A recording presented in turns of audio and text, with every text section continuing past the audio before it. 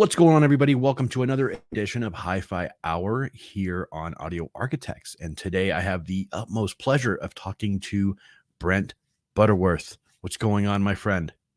Hey, Mike, thanks for having me on. It's nice to meet you online and to chat with you. And I'm looking forward to somebody asking me questions about audio instead of the reverse.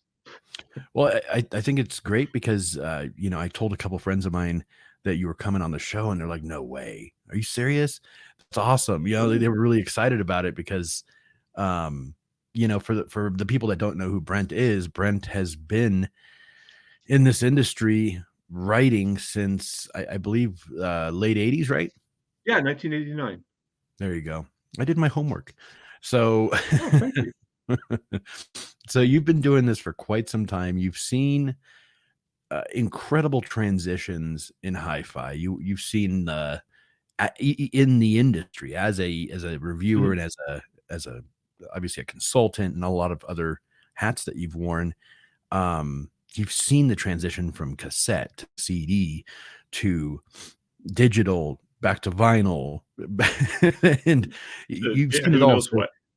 can you tell me what has been your experience and what you feel about how the industry has I guess what's the word, evolved over the years, and where do you think we're going with everything? I know that's kind of a, a loaded Sure. question, but I think that your opinion definitely matters.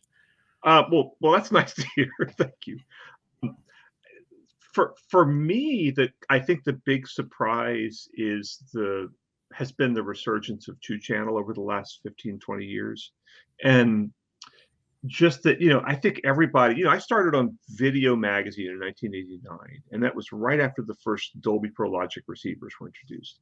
Mm, And we got really into covering home theater sound, and everyone just assumed, like, yes, surround sound is going to be the future of audio, and everyone's going to have it's right in their car and in their home. And back then, headphones were like a almost insignificant thing. So I think, and everyone assumed, like, Home Theater Magazine, which I edited for a while, was the wave of the future, and, like, Stereophile and Absolute Sound were going to go out of business, whereas actually closer to the reverse happened. I mean, just to put it in perspective, I think Stereophile sold for 16 million to Peterson Publishing, I think, and Home Theater sold like a year later to the same company for like 45 million.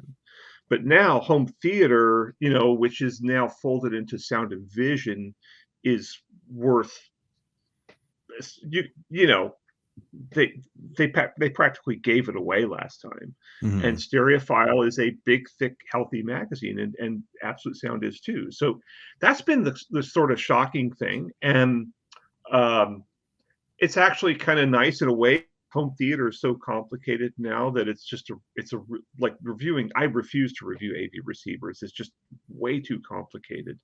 Mm. And now, I kind of started focusing on two channel 15, 20 years ago, and headphones especially, 10 years ago. So, and it's just much more fun to review that stuff than to do home theater, because just the setup alone for home theater is just brutal. I feel like eh, I definitely enjoy obviously two channel more than even thinking about reviewing a home theater setup or something like that. Because you're right, it's super overcomplicated. There's so many factors, so many components, so much stuff to cover. Then now you got the Dolby Atmos, and the channels just keep growing and growing and growing. Eventually, there's going to be 100 speakers in your theater room. Yeah, who Yeah. knows? I like two channel because I enjoy listening to the music. I enjoy the music. I love it. And just in the small time I've been doing it, I mean, you've been doing it, goodness, 30 plus years. I've been doing it Yeah. almost 3. So I'm an infant. I'm an infant in this racket. I have learned so much though where I kind of kick myself where I'm like, man, I should have known that, and I didn't.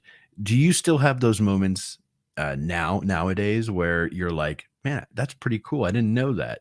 Or have you reached a point where you're like, I kind of know that, I've heard of it, but you're just so well versed, Well, it's more like moments where I didn't realize something. Like I've been at this so long. I mean, like I don't want to say I know everything, but I know, a lot. And I keep up with, I'm a AES member, Audio Engineering Society member, and I keep up with all the scientific papers. And I'm always doing measurements and testing and things like that. And I read a lot of the publications as well. So I'm, and my friends in the audio industry call me and talk to me about stuff. So I'm pretty well plugged in at this point. I've read like all the major books, but still once in a while, I just did an article for Soundstage that's about current, which, like amperage. And a lot of people don't really understand that. And a lot of amp manufacturers kind of use current as a marketing thing because nobody understands it. And a lot of HiFi writers write about it and they don't understand it. So I wrote a column about it. And Diego Eston, who's the electronics measurement guy for Soundstage, pointed out an error, which it never even occurred to me, is I have written, and this is going to sound really trivial, but I had talked about how a certain amplifier needed plus minus 7.75 volts RMS to hit its peak. And he said, for RMS, you don't need to put plus minus inherent. I was like, oh, that's right, because RMS implies AC, right? So, I mean, that's really obscure, but still, I kind of there's certain things that kind of dawn on me. He made a couple other comments too, and he's a super hardcore electronics measurement guy, which I am not. And so there's always people who have a different perspective, and also there's still a lot to learn, I think, when it comes to headphones for one thing, and then I have to call up people like Dennis Berger, who's one of my colleagues, and ask him questions about AV receivers, which he reviews, and I call up my buddies who review video gear and ask them questions like just the simplest, stupidest of questions. But I still remember I was I was at the Cedia show, and I hope this doesn't turn into like an old guy long-winded anecdote, but I was at the Cedia show. I was actually walking on the street with Jeff and Dennis Berger, and I had my phone out. This is like years ago. And I said, and Dennis was like drinking a cup of coffee or something that we'd just gotten. And we're walking down the street, and Jeff's like, okay, I just tweeted this to somebody. I'm like, wait, you can tweet from your phone? And Dennis like spit up his coffee.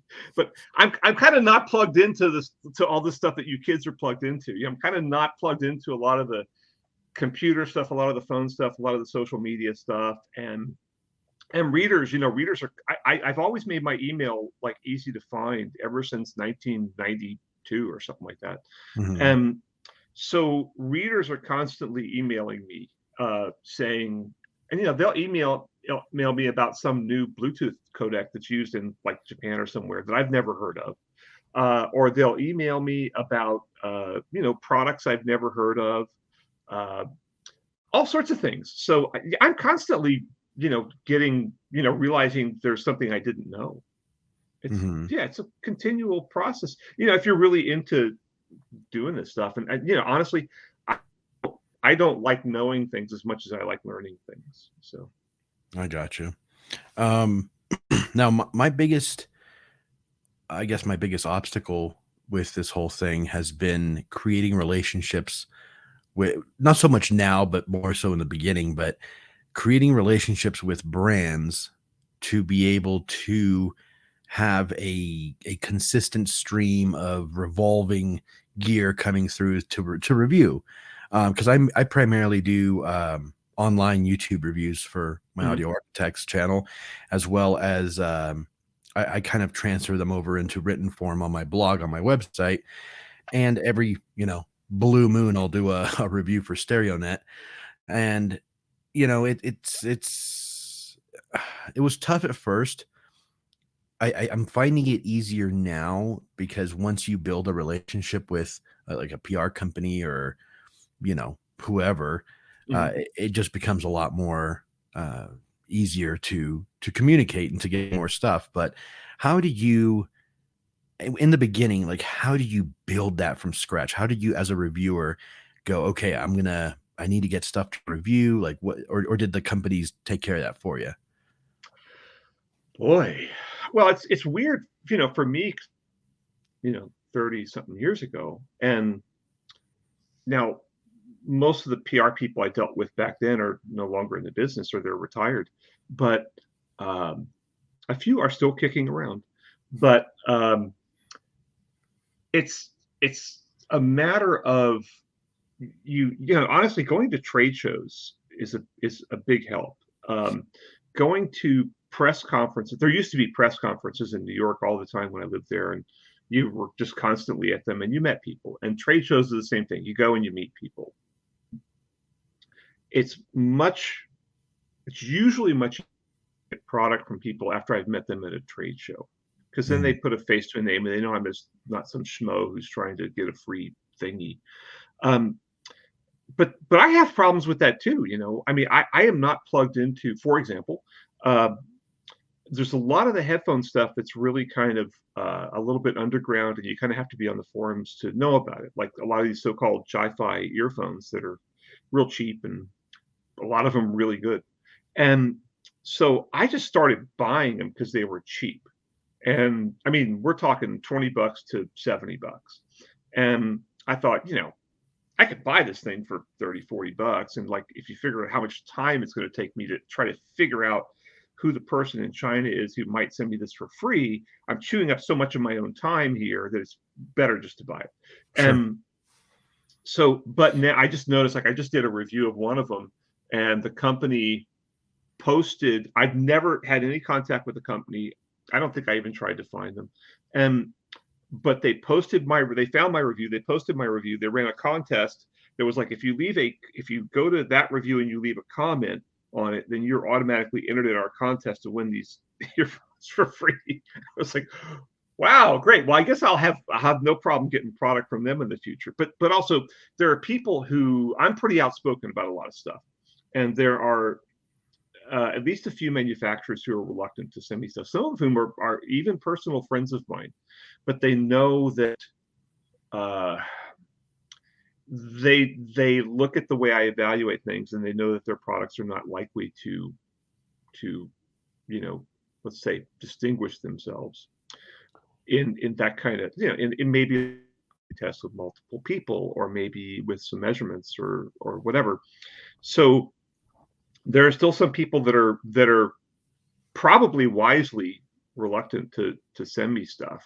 And uh I got a couple new, there's companies that really kind of, I mean, they don't dislike me or anything. I mean, I know them. I mean, one of the I'm not going to say who it was. There was a speaker manufacturer who I was at his daughter's bat mitzvah, and you know he wouldn't send me his subwoofers because I measured him using CTA 2010, which is this really kind of unforgiving output measurement, which really just tells you what a subwoofer is capable of.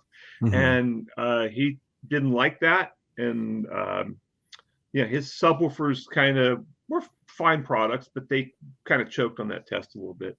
And so he wouldn't send them to me. And I was like, man, whatever. Okay. I got other subwoofers. Well, So, this kind of piques a real interest here.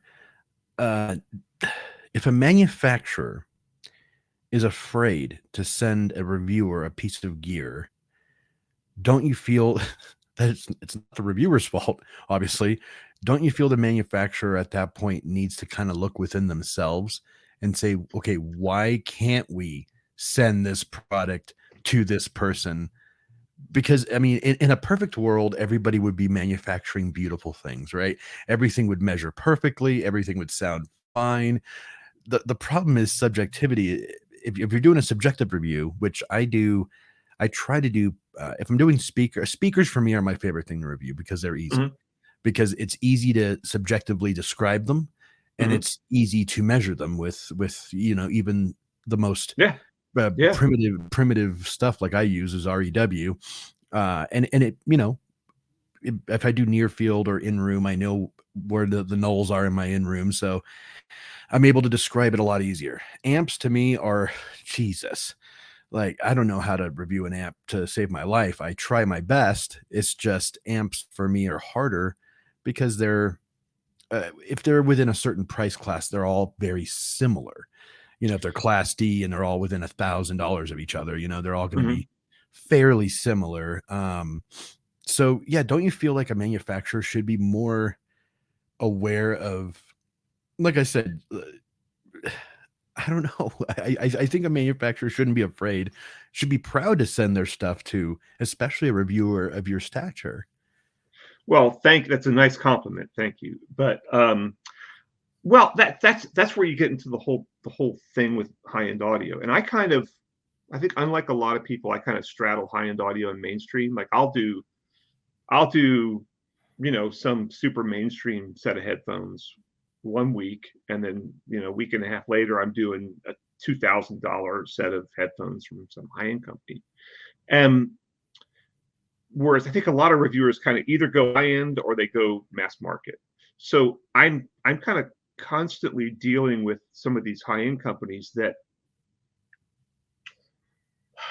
the focus is more on in high end audio. And I say this as someone who's written marketing materials for a lot of high end audio companies. Never anybody I review, never even any categories I review, but there are certain expectations in that field, and there's a lot of high end audio is also luxury goods. And there are some of those products are more luxury goods than a real improvement over. I mean, if you take a $50,000 amplifier, right? It's certainly it might have 8 or 10,000 bucks worth of metal work in it alone, and it's gonna look mind-blowingly spectacular, right? And you're gonna Mhm. have a real pride of ownership in that versus a Parasound, which looks fine. I have Parasound gear, um, which looks fine, performs very, great. But so you can distinguish between a lot of the distinction between the high-end audio products in that case is more the luxury goods aspect than the sound quality. And they'll make claims about sound quality. And some of those products measure like spectacularly well, and and from that standpoint. But from a standpoint of actually having them in your living room, they're not going to really perform in a way that's you know perceptually different here from a Parasound or something, or an NAD, or maybe even so. But so they're but with audiophiles, there is that luxury goods thing. And so some of these companies are doing things that are maybe not going to deliver all that much on sound quality, but will deliver on a luxury goods buyer satisfaction kind of. Does that make any sense? It's sort of like buying, I don't know where I got this shirt. I know I didn't spend a lot of money for it. I could have bought, I probably spent 20 or 25 or 30 bucks for this generic polo shirt. I could have gone and spent 100 bucks on a polo shirt. And I wouldn't say I would never do that. But, that polo shirt cannot be shown to be better than this polo shirt. But it may have a cooler brand name. It may have, this one doesn't have a thing here, but it might have a alligator or whatever is the hip polo thing now, or Ralph Lauren logo. So I can't really say like no, that buying that $100 polo shirt's stupid when you can just buy this one, because I might do that myself. If I was at a alligator, Izod outlet and they had the alligator ones, I'd probably buy one because they're really well made shirts. And So you see what I'm getting at? It's sort of like I think you're tippy-toeing around the laws of diminishing returns a little bit. yeah, sure, thank you. So are some of these products where I'm just getting ready to do in the podcast that I have with Dennis Berger, and I'm going to get in a cheap plug, the Soundstage Audiophile podcast, which I do with Dennis Berger, every twice a month, I think, every 2 weeks, somewhere in there. Soundstage is the Canadian brand, right? The Canadian folk up there. It's well, the head guy is Canadian, and several of the okay. people are Canadian, but they're worldwide. I mean, they have contributors in Europe. They have several people in the U.S. So yeah, they just They're all happen over the to place. be in Canada. Yeah. So, but anyway, so we're getting ready to do a segment on. I saw another review of this real kind of tweak product that, if you understand how amplifiers work and preamps and stuff, you understand this product doesn't do anything, but it's really expensive, and the manufacturer's making just outrageous claims. They sound very scientific, but if you understand the basics of preamp design, which is not hard to understand, by the way, you realize like, yeah, this is bogus. So I mean, granted, the people that are spending a colossal amount of money for these things that really can't be shown to do anything, they may still enjoy spending that. I'm sure they do. They enjoy spending that money, and we all spend money on stupid stuff. So, I mean, what's jewelry worth? Right. Well, what's a luxury car worth? It's weight in gold, I guess.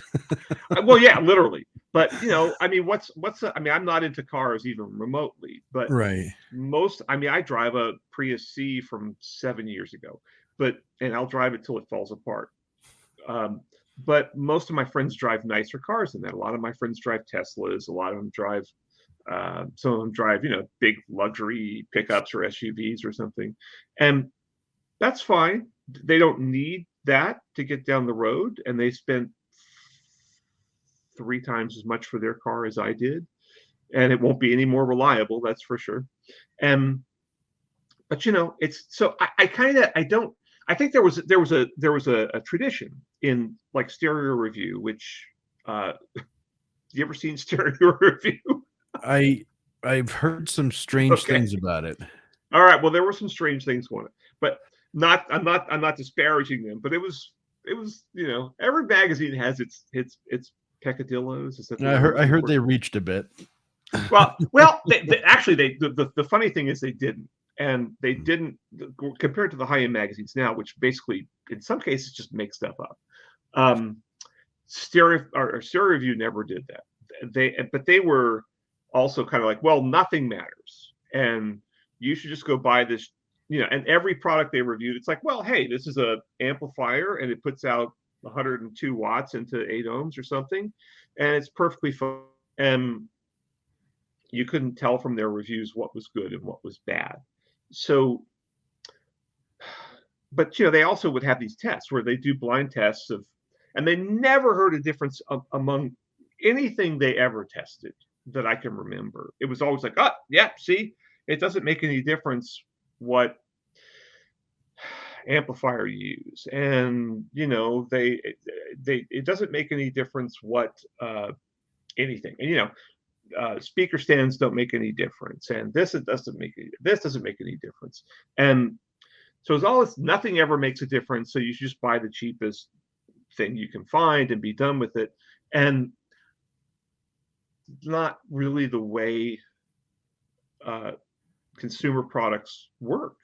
People don't necessarily want to buy just the cheapest thing. Hey, look, if I'm buying, I just bought a weed whacker thing for my new house here, and I bought basically the cheapest one I could because I have a little tiny yard. I don't care. I don't need a $300 weed whacker to go mow the back 40.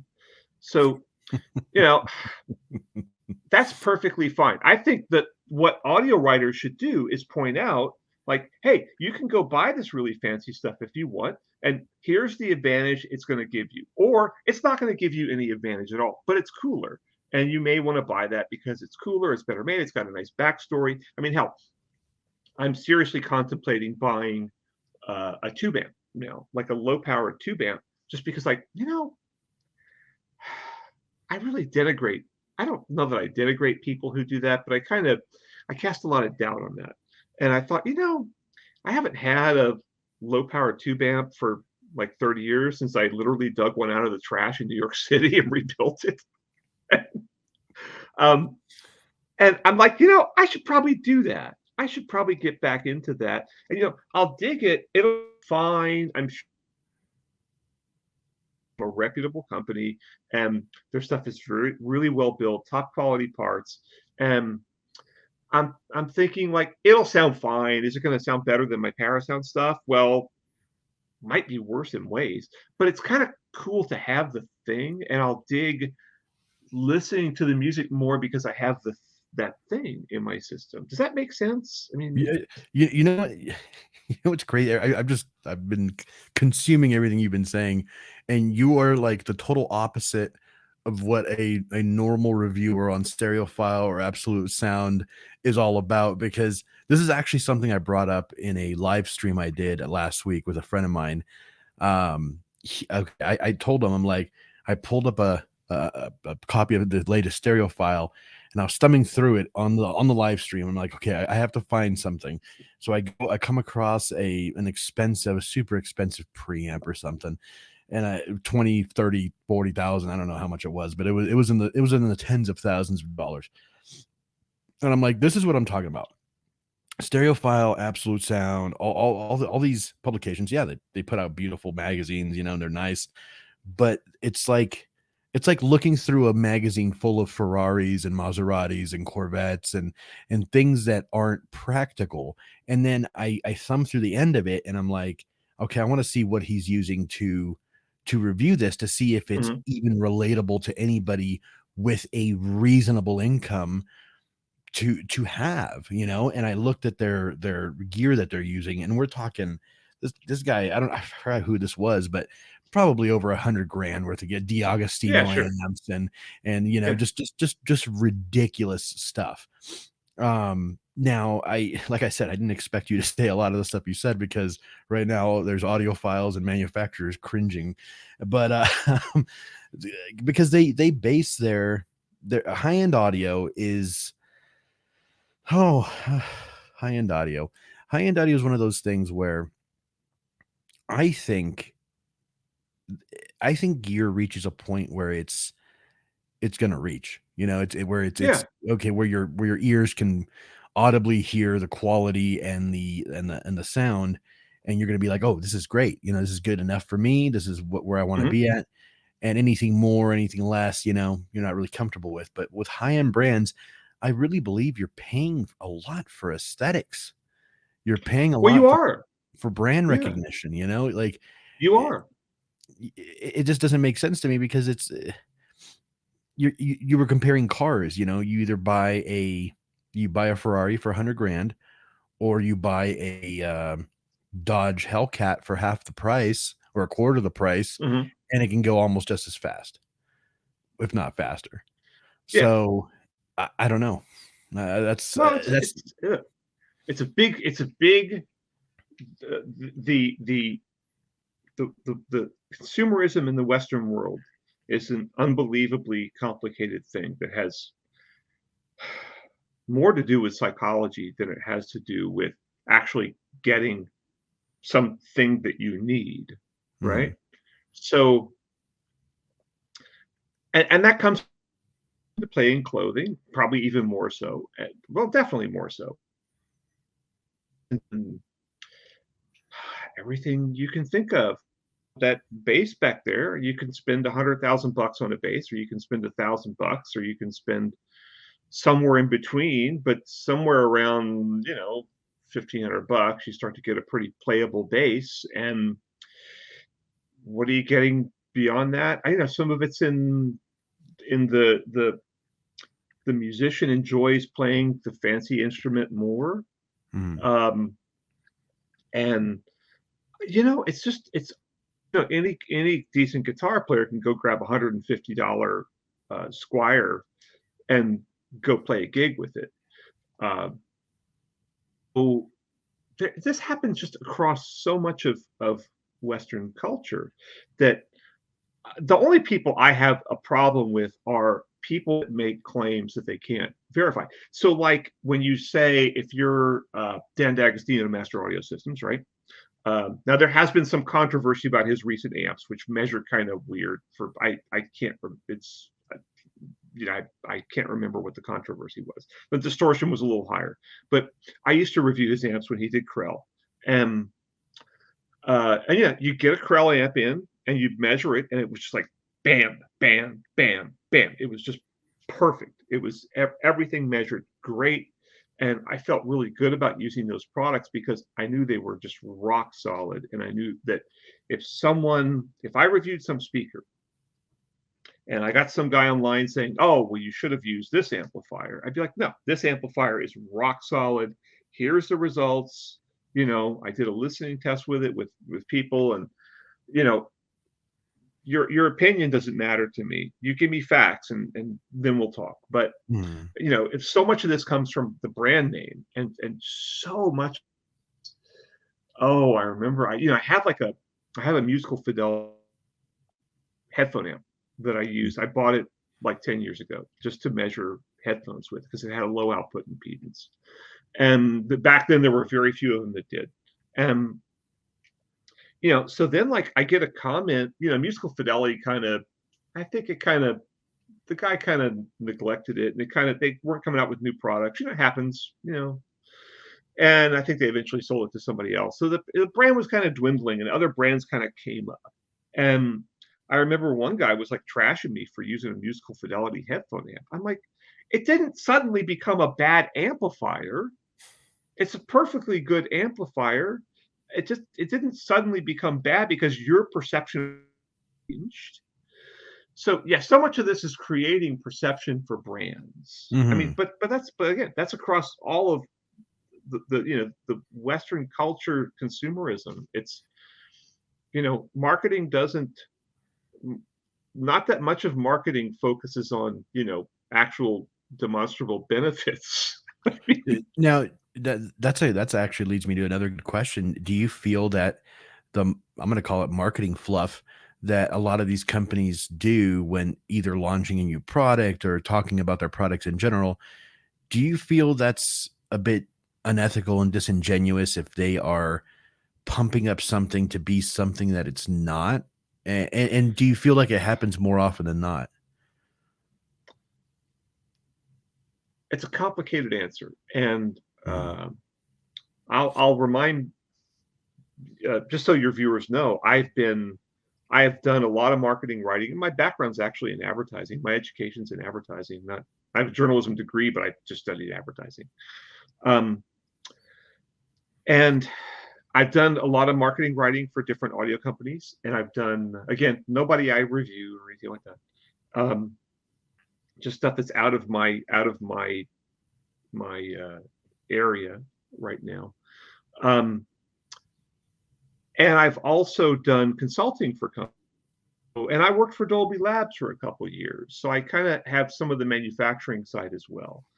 And I've dealt with a lot of these companies in terms of, and they face these same problems. Some of them are, in my opinion, somewhat shameless about it. And they make all these just preposterous claims that sound very scientific.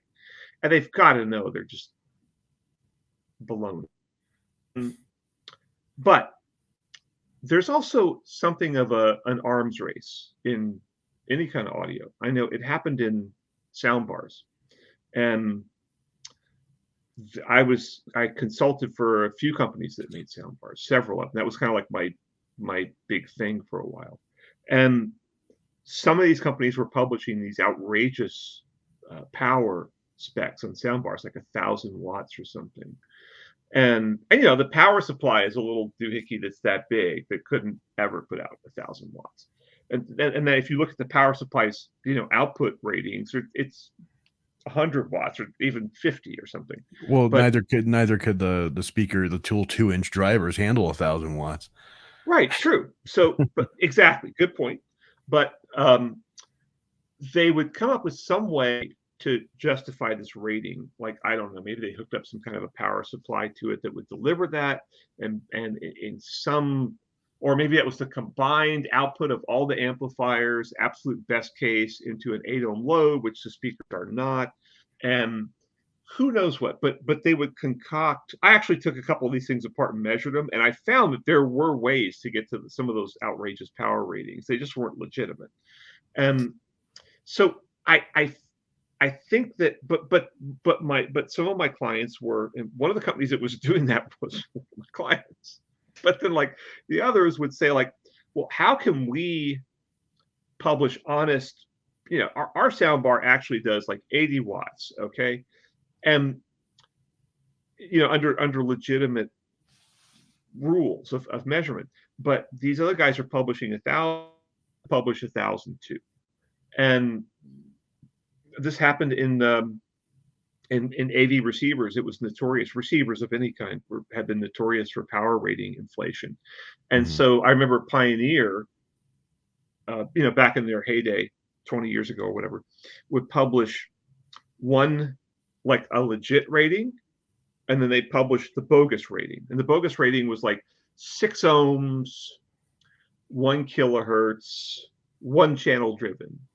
And so they'd say, this is 200-watt receiver or something, when it was really more like 40 if you measured it by legit standards. Now, if you actually put the thing in a room, worked fine. Would drive most speakers pretty well, and would certainly play louder than most people want to play in their living room.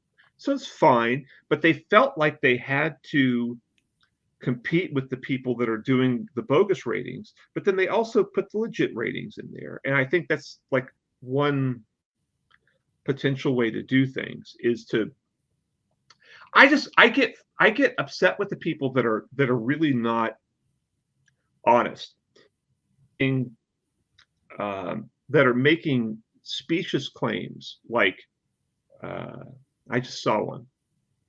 I'll tip the. I do want to save this from my podcast, but I'll tell you what the guy said. He said, we're only getting really 20% of the music with current technologies. It's like, how did you determine that? Because see, I play. Presumably, that's when I play the thing and I hear it. That's 100% of the music, right? Right. Unless there's some problem with the air here in Washington State. But how do you say, and when I make recordings, and I have a group called Take Two that was on the jazz charts for like 8 weeks. And so I'm making that music and it sounds fine to me through all sorts of different gear. And yet you're telling me, no, that's only 20%. Like, when I hear that through these headphones, which I mix some of the stuff on, I'm only getting 20%. I heard that thing. I heard the sax player. I know. I know what his saxophone sounds like. It's like some guy who probably doesn't play, who doesn't really know anything about music, who I don't know if he knows anything about audio engineering. Some guy is saying, well, we're only getting 20% of the music. And a lot of audio, oh yeah, we're it's really kind of, we're really just not another $10,000. Maybe I'll get 21%. And that kind of nonsense just really, really bothers me. Okay, so he was saying that with our current technology, and I'm guessing he's referring to mass market stuff. No. He's referring to everything. Everything. That we're only getting 20%. Yeah. Of the music. That doesn't make any sense, though. It's just a bunch of sheer baloney, and that's not the word I want to use. But the thing is, high-end audio writers will publish this. And years ago, there's a guy named Peter Quattrop who I think runs Audio Note UK, and Part-Time Audiophile ran an interview with him, and he's talking about how recording technology really peaked in, I think he said, the 1940s, and then speaker technology peaked in like the 1930s or 40s or something, and everything's gone downhill from there. And that's just stupid. I mean, that's just completely there's just no way you can make the case for that. And yet somebody publishes it. And if you look at the comments under that article, it's like, oh yes, yes, it's just, really things were so much better back then. And audio technology is just barely, audio technology is really kind of pathetic in how it just doesn't bring you close to the music. I don't. I have a. You can tell I'm having a hard time controlling myself. I'm very intolerant of those people, especially since, what do they know? I mean, how do they know anything about music? So sorry. Go ahead. Most of those people probably don't even listen to music, to be honest with you. And if they do, I have to wonder if they. And if they do, I want to know what genre, so I can never listen to that ever again.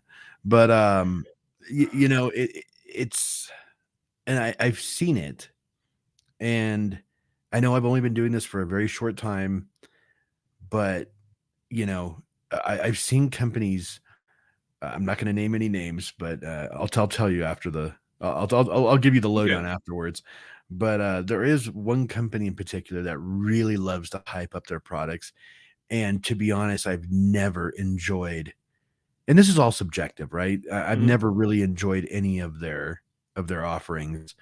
And some people like them. A lot of people like them. Actually, the majority of people probably like them. Like the way they look, like the way they sound. I just don't like that particular sound. So as a reviewer, it's hard because I have to be unbiased, right? When I listen to something. So how would you recommend, as a seasoned reviewer, how would you recommend to a newer reviewer how to kind of mitigate, or would you recommend just not reviewing those types of products or that company at all? Or how what's a fair way to review them, even though you don't really like the way it sounds, but to some people it could sound just fine and it measures just fine. What do you think? It's a walk. It's really a mix. And I have to say, I've benefited immensely from my longtime friendship with Steve Guttenberg, who has a web channel called the Audiophiliac, and for a long time was a not CNN, CNET. CNET, thank you. Yeah. Was a CNET writer for probably 15, 16, 17 years, and who worked for me at Home Theater Magazine, Home Entertainment Magazine. And, Steve's perspective is very non-measurement, not into measurement at all. Doesn't really understand it. I mean, a lot of these guys who are not into measurements just really don't. I mean, he can't talk in any depth about it. But Steve has been hardcore into this stuff forever. He was a producer at Chesky Records, so he's heard lots of stuff. He's been on lots of recording sessions. He's interviewed lots of studio people, lots of musicians. He really has great ears. I don't always like the stuff that there are speakers he likes, and I listen to him, I'm like, you've got to be kidding me. But by and large, his recommendations are pretty solid. And he and I have great conversations, even though we're coming from, the polar opposites of the audio field.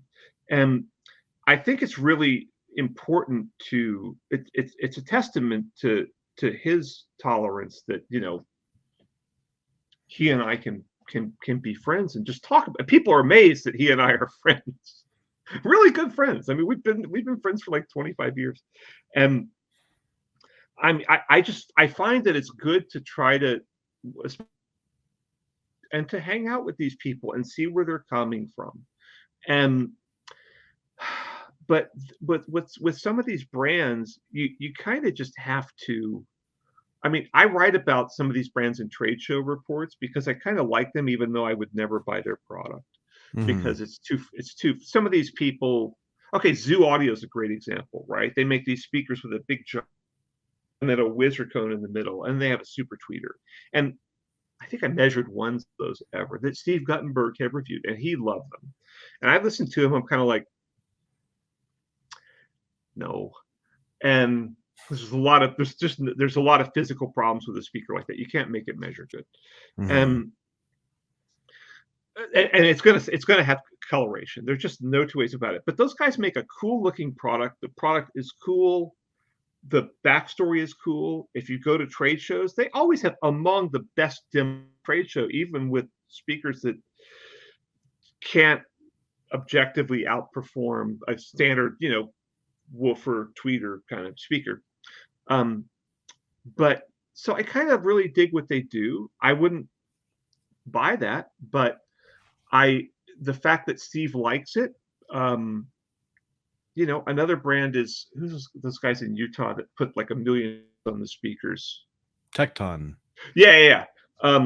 Theirs, you look at some of the things they do, and you're just like, that doesn't work. Mm. But I have friends who have those speakers and love them, and they've heard good speakers. I shouldn't say good. They've heard speakers that are, real Canadian school, broad dispersion, flat frequency response kind of speakers, and yet they choose to buy these other speakers that are not that.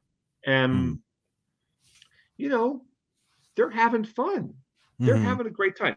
But I can't really, it's hard for me to review those speakers. And if I review them, I got to say, hey, look, this thing's got 3 tweeters here joined to like a giant woofer. And so you're going to have these problems where blah, blah, blah, blah, blah, blah, blah, blah, blah, blah, blah, blah, blah. And here's my measurements, which show you exactly what those speakers do wrong. And yet some people will like them. It's one thing I like about headphones is that it's more, there are so many things you can do wrong in a speaker. In a headphone, it's because there's so many, because speakers, you have dispersion issues and distortion issues and all sorts of things like that. And if people don't know how to do a crossover right, then, and not a lot, there's still a significant number of high-end manufacturers that really don't understand how crossovers are supposed to work. But if the people screw up their crossover, the speaker's going to be bad. Headphones are just voicing, really. Right. It's just a matter of doing, acoustically in there, or if it's powered headphone, going into the DSP and voicing it the way you want it to sound. And so it's simpler. So it's hard for me to, unless a headphone's really way out there, I can't say like, this headphone's wrong. I can say, hey, look, this headphone is idiosyncratic and it has, some weird peaks and dips where other headphones don't. And but you might like it. And I always tell people, at least, go to a headphone show and hear these things and see what you like. And whatever you like is fine. I think everybody should go buy AKG. These are K371s. These are like $150. You can find them on sale for 120 sometimes. They're Harman Curve headphones. This is what sound is supposed to be like, basically. So this is the sort of by the book headphone. And a lot of people don't like them. If you go on headphone forums, a lot of people don't like them. So, but that's fine. Some people don't like them because they don't like being told what to like, and they feel like they're being told what to like. Whereas it's actually the opposite. Harman wanted to find out what people like and then allow manufacturers to make headphones people like. They're not saying this is every headphone should be made this way. So I think a lot of people don't understand that. But I think everybody should have some idea of what the by the book sound is. Everybody should own a really good set of bookshelf speakers with a 6.5 or 5.25 inch woofer and a 1-inch tweeter, and a well-designed crossover and a good solid box, because the box makes a difference. And I have these Triangle Audio Borea BR03s right now. They're $600 a pair, and they're phenomenally good speakers. They're extremely good speakers, and they're $600 a pair, which is very affordable. I really think people should have an experience with something like that. Then if you want to go buy Zoos or Tectons or some big panel speakers like Magnepans or whatever, go buy that. Steve Guttenberg, changes stuff out every couple of years because he gets tired of a certain sound and he wants to move on to something else. And I think that's a totally cool thing to do. Right. Yeah. Right now I'm actually reviewing the Sonus Faber Lumina 2s. And I find them very pleasing. Okay. I'm really into that. I know I get a lot of flack for this in this industry, is I like a V curve. I like a Well, slight V curve. I mean, I don't want to, mute my mids altogether. I don't know. yeah, I like really nice mellow highs, and I like nice punchy bass. Um, that's just the way I guess I grew up in the late '80s, early '90s, so I was always into the early hip hop and stuff like that.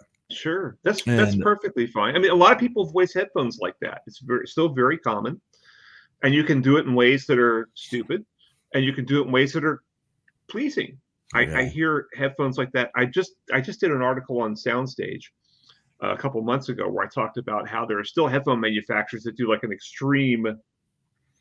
They boost the bass, like not just the lower bass, but the upper bass, like around 200, 300 hertz, and that just gives you this really big bloated blah, blah, blah sound. It's just terrible. But there are ways to do like a V-shaped curve that sound really pretty great. mhm. And I always honestly, if that's well done, I really enjoy listening to it. So what's the problem? I don't I don't I know. don't have a problem with that. I think when I talk to like one of those traditional real purist audiophiles, they always say, no, you have to keep everything right in the middle, everything neutral. That's the way you have to listen to music. And I'm like, no, I don't agree with that. I don't agree with that. That's why God invented tone control, and I think Yeah. that using tone control allows you to kind of, yeah, will it be exactly what the artist intended? Probably not, I mean, but will it be something your ears are going to enjoy? I think that's the end game right there. Is what's the consumer's ears going to enjoy the best? And I think that's what you know when you find that holy grail item that you love so much. That to me, that's kind of like when you're winning. Yeah, well, it's like I'm saying, it's good to. I think it's everybody should be aware of the sort of by the book neutral sound, and you should have something. It's like these are 150. You just go buy them. You can plug them into your phone if you still have a Mhm. phone with a headphone jack. Um, I gotta get an and adapter. you can get something that's a quote unquote reference neutral sound, and it's good to be aware of that. But if you want to deviate from that, that's fine with me. And especially since I am an artist, uh, I don't care what people listen to my stuff on. I mean, if you want to hear the artist's intent, listen to these headphones because I did a lot of the mixing on this, and I also did it on JBL monitors, which sound surprisingly like these because these are Mhm. also made by Harman. Right. Um, so if you listen on these things, you can hear what my album sounds like. But if someone wants to listen to it on really wacky speakers, God, I don't care. They can Mhm. listen on like $5 earphones for all I care.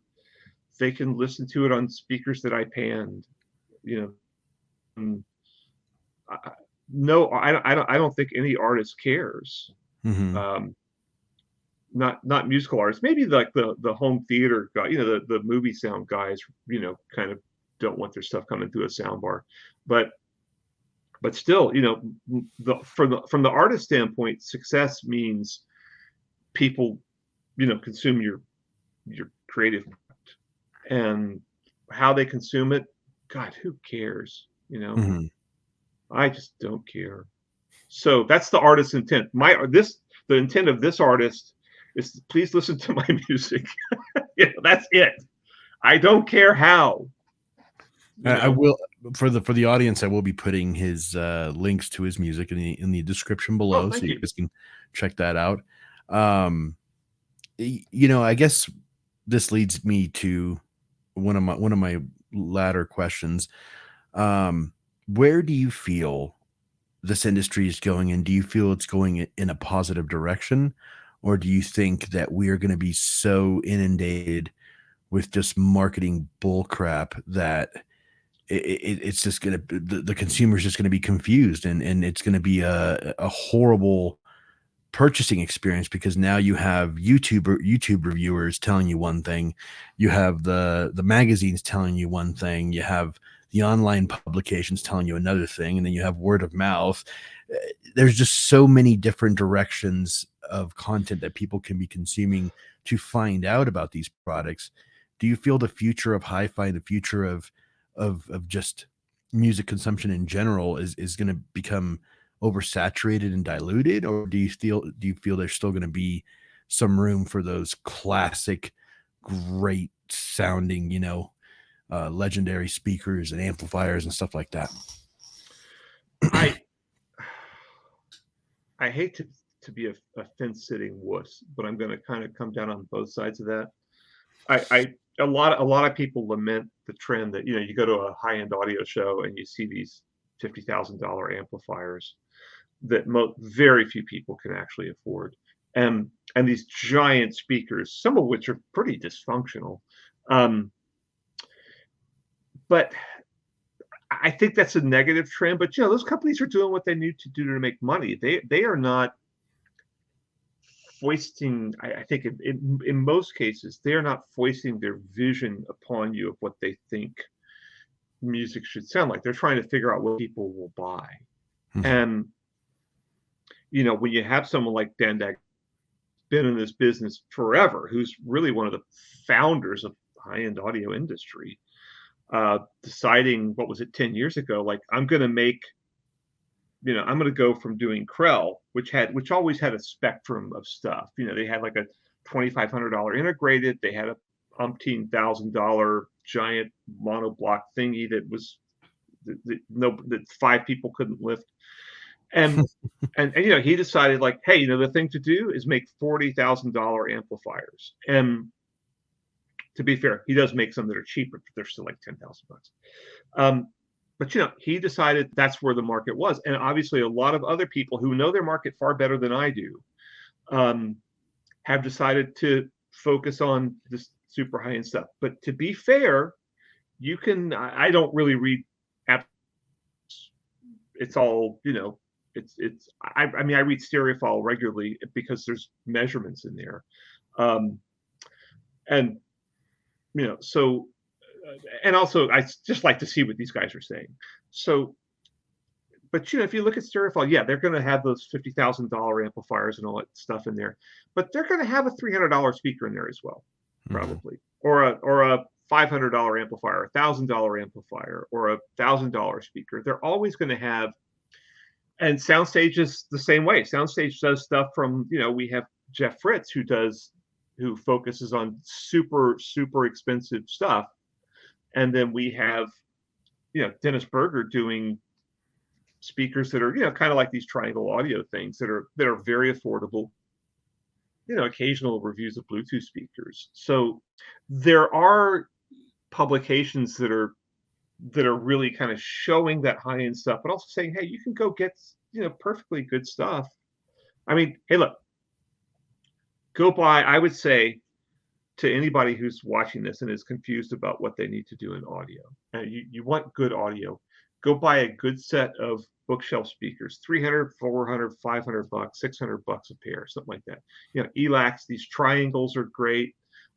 Polk actually makes a lot of inexpensive bookshelf speakers. Go buy that. Go buy like a Yamaha stereo receiver. They're perfectly fine. And you can probably get one with like Bluetooth and maybe AirPlay.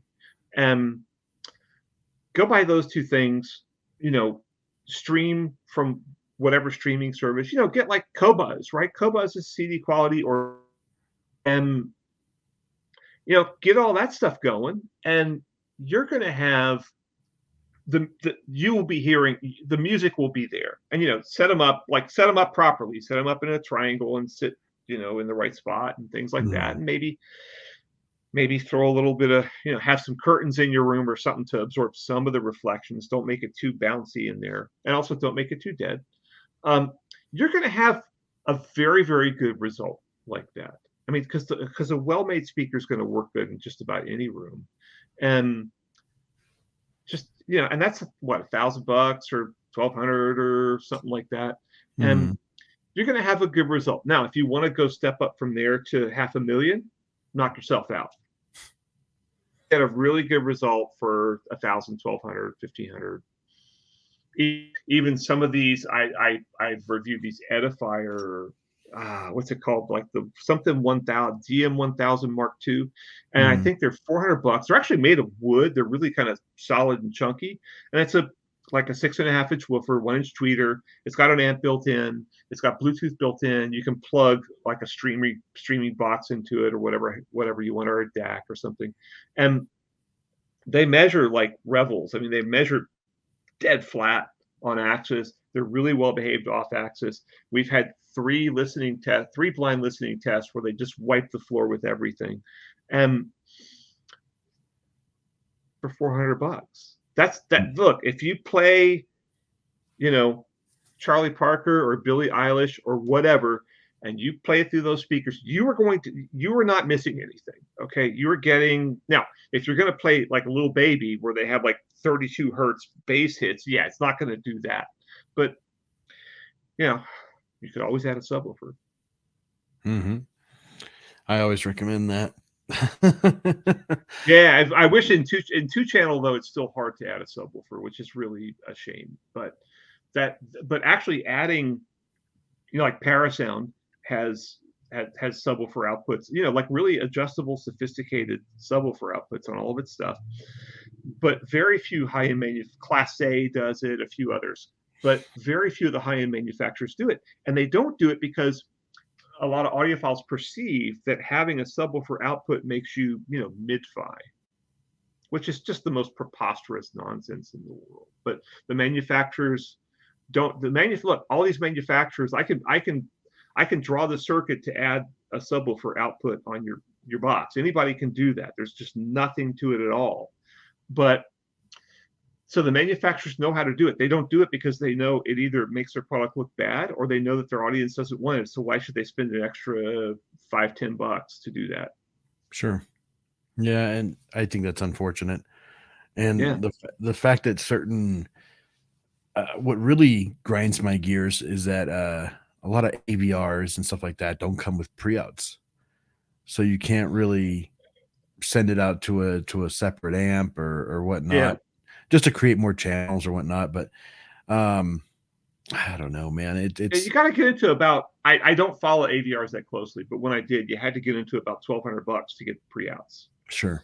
Yeah, And I didn't spend that much on mine, but well, you can step up, and it took me. Hey, look, man, I started with, who knows? I can't even remember what I started with. Whatever speakers, or Lance Braithwaite at Video Magazine had like storage rooms full of stuff, and he would loan me speakers. And God, back then they really barely even had home theater systems, and I would kind of cobble together 2 speakers from this brand and a center, not even a center speaker. It's like another speaker from this brand, and then a couple of cheap little I got at Sam Ash or something, and I used to bass amp for a while, and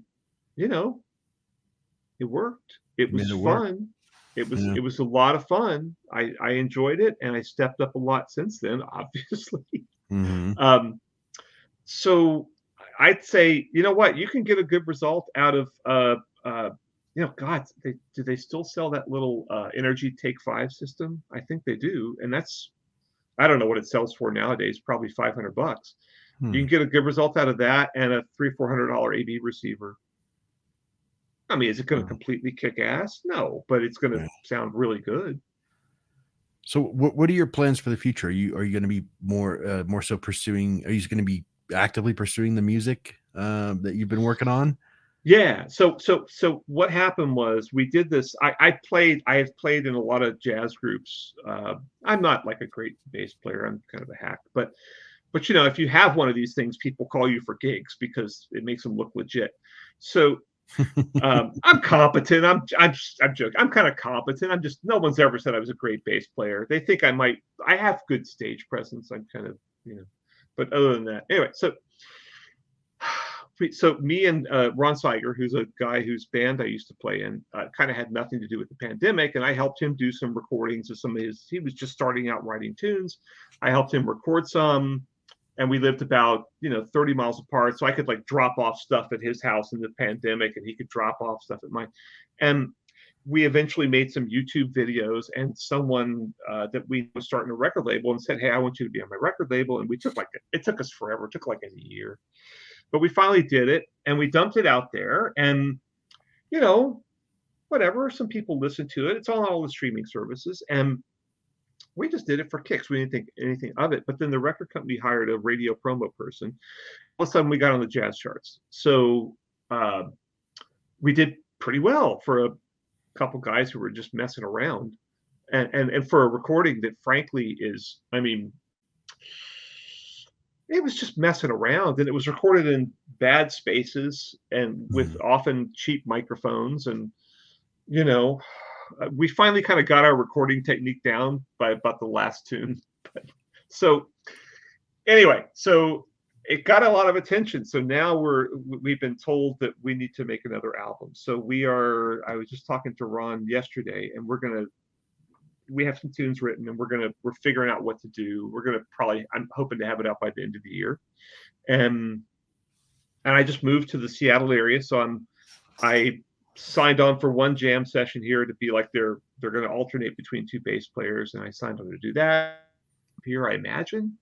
But maybe I'll join a bluegrass group. Who knows? But I do have my jazz project is going to continue. But that's the nice thing about being a jazz bass player, is you just never know who's going to call you for what.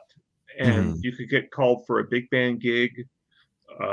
If you read music, which I'm not a great reader, but I can go fumble my way through a big band gig, or I can drop into a combo, or I could go play a bluegrass gig right now. I could go play a country gig. So I don't know what people are desperate for bass players, man. So I never know what to expect. But yeah, so you can expect a new album out from Ron Seiger and Brent Butterworth by the end of the year, and I sure hope it'll be better than the last one. It's going to sound better. I promise it'll sound better. The last one, David Chesky told me it sounded good. That's about as high a compliment as head of Chesky Records. That's as high a compliment as you can get. I'll have to check it out. It's okay. It's not boring. I'll push it that way. It's jazz, but it's not boring. Gotcha. I don't think it's boring. Not elevator jazz, right? It's not elevator jazz, but if people want to play it in elevators, that's okay with me. So no, there's more pop. There's a lot of pop influence. I mean, he and I both have a heavy pop influence, as well as being jazz people. So it's designed to be fun to listen to. Good. Well, I have one last question for you. Sure. So for a guy like me, who's been doing this for 2.5, almost 3 years, who aspires to be a guy like you, what advice do you have for me starting out? I'm being honest. Don't do it. You are end game for me. So do something that's going to make you some money. Hey, you live 30 minutes out of Seattle. You have fun. You do what you love. That to me is something that's where I want to head.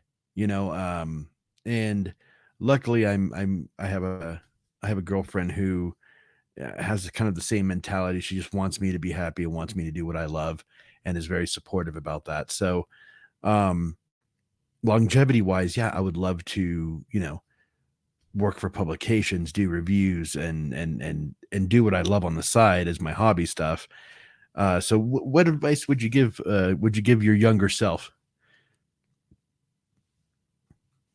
It's a tougher question than it might sound.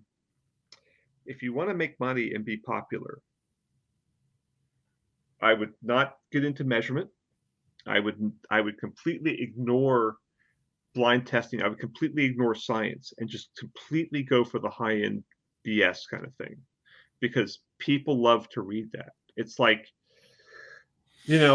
people, it's a tribal thing. If you read that stuff, you're part of a tribe of people who you understand that, such and such, these fancy products are better than the cheap stuff they sell at Best Buy, right? And it's very easy for writers to spew a bunch of artsy sounding stuff and make, I mean, you know, uh, it's a lot easier to do that than to sit there, running measurements all night. Because if you run measurements on a serious basis, you're going to be doing a lot of long nights, Mm-hmm. um, trying to figure out how to get the stuff to work. And everybody who does measurements will tell you that. Um, and I would, if you really want to do what I do, I would say the first step is you have to read Floyd Toole's book, Sound Reproduction. Um, that is really the Bible. There's more knowledge in that book than there is in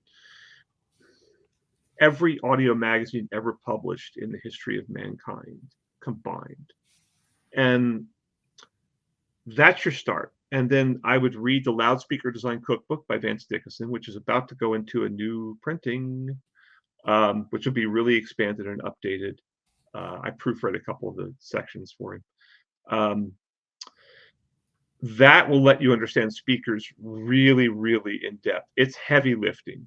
It starts like, I think, page 2, there's graphs on it. But that's where I learned how speakers work, is from reading Vance's book. So I'm telling you to read a lot of books. I'm trying to remember the name of the best Is amp this book. book? Is this a book you're referring to? That's the book. Okay. Yeah. So that's the Floyd book. That's the place to start. So there's a book on oh God. There's the amplifier book I have, and I just unpacked, so I don't have all my books out yet. The amplifier book, I think the guy's, I want to say the guy's name is Bob Duro, but it's not, because Bob Duro is a famous jazz composer, and also was on Schoolhouse Rock. But it's something like Bob Duro. Bob somebody wrote a book about amplifiers, and he has how amplifiers work all the way up to and including Class D. And I would say do that. Read Principles of Digital Audio by Ken Pullman, which is about this thick. I don't know that you'll ever get through it. I don't think I actually finished the whole thing, but he goes in. He has the best discussion of audio codecs that you'll ever find anywhere. And if you spend a year or two reading those books, I'm trying to think if there's another one that's really those are the ones that are really, sadly, no really good book has been written about headphones. But books, because if you read those books, you will know more than 99.5% of all working reviewers. And you mentioned that you're doing some measurements, right? Yeah, I'm barely scratching the surface with REW. I do REW sweeps, and see just where they fall off and where the high end falls off, where the low end falls off, just to give my audience an idea of what to expect in just a normal sized room, nothing crazy. I don't have an anechoic chamber or anything like that. Well, almost nobody does. Yeah. And I wish I could provide my audience with that, but I like to keep it very matter of fact. I like to keep it very relatable. My audience appreciates my sincerity. I can't be bought. I can't be bought. It's one of those things where the second you're bought and someone finds out, you lose all credibility. There goes your career. So I'm not going to risk that over a pair of speakers or whatever. I know there's a lot out there that have, and I'm sure there's a lot of working reviewers that do, take money for good reviews, and that's just part of the dark side of the moon, where it's sad but true. But I feel like that's kind of disingenuous to the audience, because then they're getting a biased review when they should be getting the truth. Yeah, I would say honestly, the thing that has helped me the most is the relationships I have. And if you want to do what I do, which is, more the scientific, rational, measurement oriented sort of thing. And I think I'm living proof that you can combine that with some of the more, you know, high end, ooky kind of high end stuff, and be reasonably legit and still have a job. Um, so, but you really need to befriend. You need to find mentors, and um, like to me, Vance Dickinson was just the greatest. And I met him right when I was starting to do measurements, and back in 96, 97, or something like that. And to have him guide me, and he would call me up once in a while and go, speaker, did you check this setting on your analyzer? And I'd look, I'm like, and, and he was kind enough to do that for a long time. And I still talk to him about measurement problems I'm having. Bob Carver, who I noticed you just had on a while back, was really helpful to me measuring amplifiers. I remember he called me up because I was measuring. I just started measuring amps, and I was trying to measure one of his amps, and his amps didn't quite. His amps delivered everything he said, but you had to know how to measure them properly. You couldn't do it with a standard audio precision setup. And he said, "Could you come up here and let me like show you how I measure amps?" I'm like, "Sure." And I spent a whole day with him, and he's showing me how to measure amps the whole time, like cradling his little like Bichon in his arm while he's working the audio precision and stuff. But he was really helpful to me in that he said, I was showing him my early subwoofer distortion measurements before CTA 2010 because I couldn't figure out like why do subwoofers that have a flat measured frequency response down to like 18 hertz sound like they have no bass, because a lot of them were like that. And I came up with this measurement, and he said, "Look, that's a good start." He said, "Look, all of us had to start. All of us started really not knowing what we were doing and just messing around until we figured it out." And I've just the Harman and ex-Harman people, Floyd Toole and Sean Olive, and all those people, and you can go.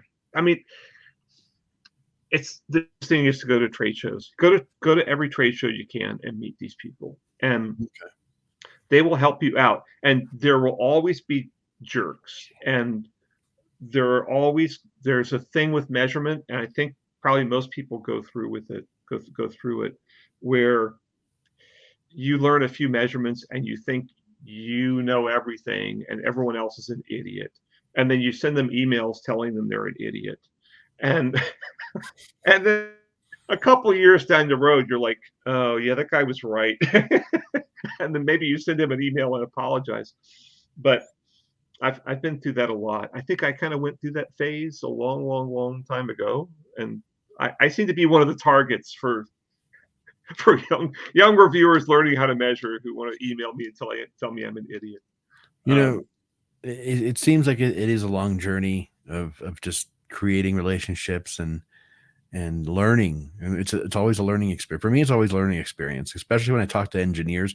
Now, engineers are the hardest people to interview on a forum like this because I don't want to say all engineers are like this, but a lot of engineers are very technical and very to the point. Mm-hmm. So they don't really expand on a lot of things. They just kind of give you the answer you're looking for, and then that's it. So as far as, being guests on my show, I got to be prepared with, just a litany of questions, but that's why I like, engaging with people like you who, obviously can expand on their stuff. However, with engineers, it's intimidating because they almost expect you to already know what they're talking about. And I'm like, yeah, what the hell are you speaking Chinese to me right now?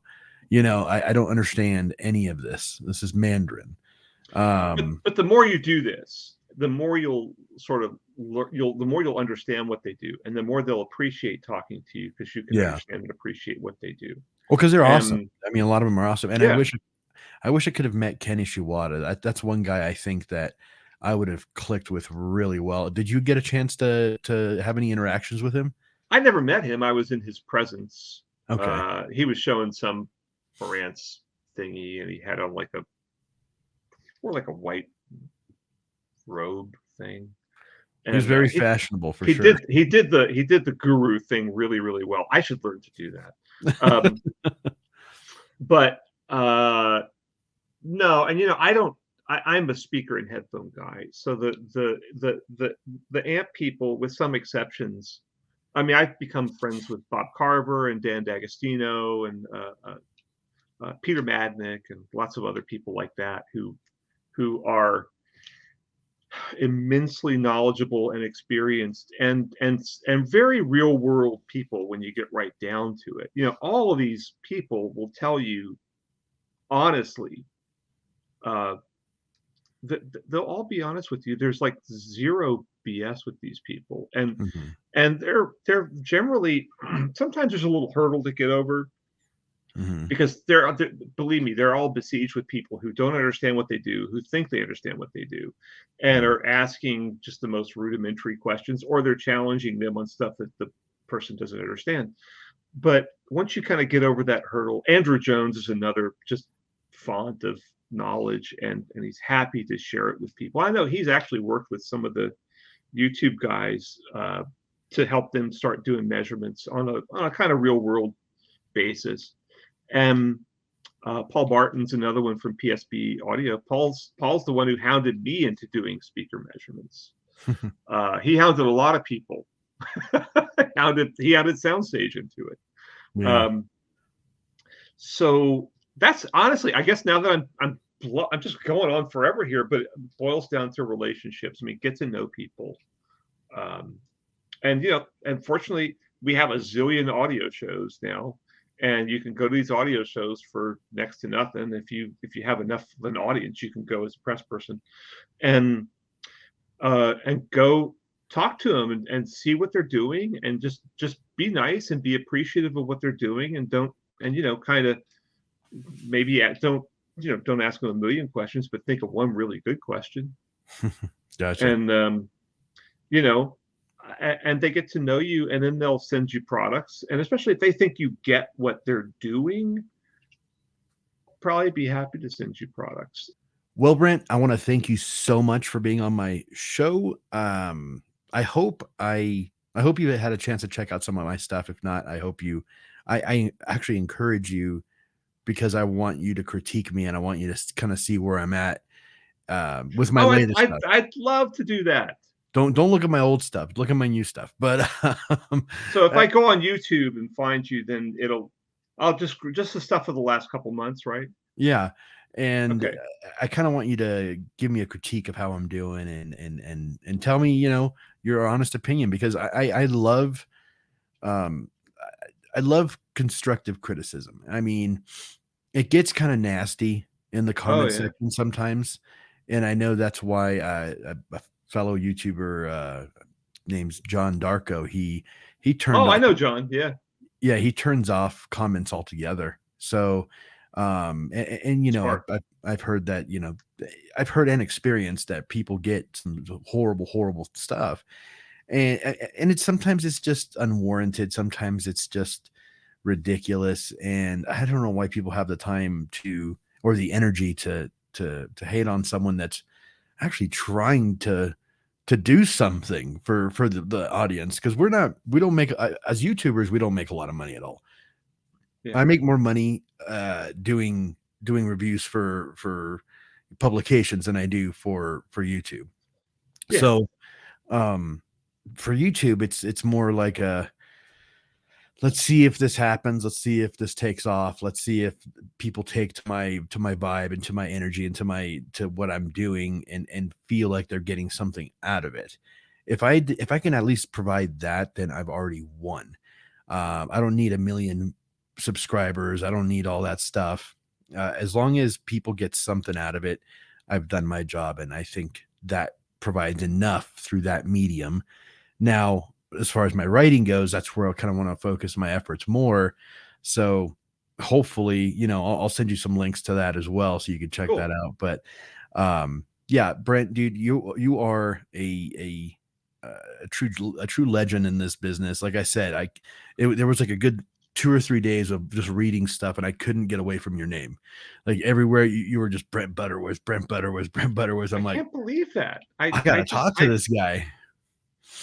I don't know. I just can't. It's just it's hard for me to grasp all that, and uh, it just comes. You know, I've been writing for 30 plus years. There's so much in it, and everything from the last.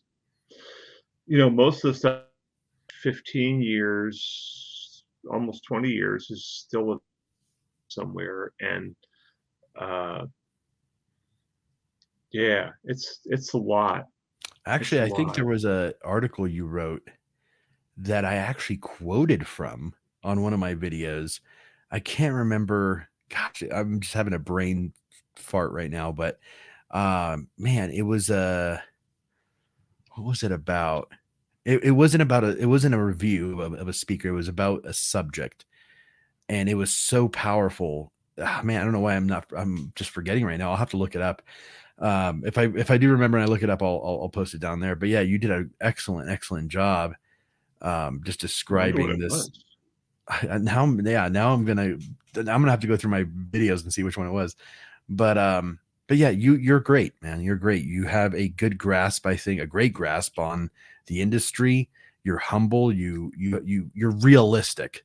That's what I love about you. You're realistic. Just by talking to you for this hour and change some Oh, that's change, good. That's nice to hear. you're realistic. You know, most like I said, most of these reviews I see on these magazines are 50, $60,000 products tested with $200,000 worth of gear. Nobody is going to be able to listen to that. Well, some people, but not the majority of humanity. The majority of humanity has a budget, you know, and they got to adhere to that budget. And I feel Yeah. that I try to stay with the products I review. I try to stay realistic. I have reviewed a couple of high end products. I reviewed a Boulder amp one time Mm. and stuff like that. It's nice to look at, beautiful amp, you know, but I prefer staying realistic, you know. So I think that's the realm I'm going to live in, is realism. So Well, good. That makes sense to me. mhm. There's enough Uh, people writing about the fancy stuff, and frankly, it's what they're saying is not. I think in most cases all that interesting. Listen to some guy going, "Oh, I put on this symphony and you know blah blah, and it sounded great." And then I put on it sounded great, and you know whatever. People seem to like to read that stuff, and it's a lot easier to do than doing a big technical breakdown with a bunch of measurements. I'll tell you that. yep. All right, my friend. Well, thank you so much for joining me, guys. Thank you for joining us. You'll be able to find all of Brett's links in the description below. And I'm excited to see you guys next time. Thank you so much. And thank you, Thanks, Brent. Mike. Thank you, Brent, for joining me today.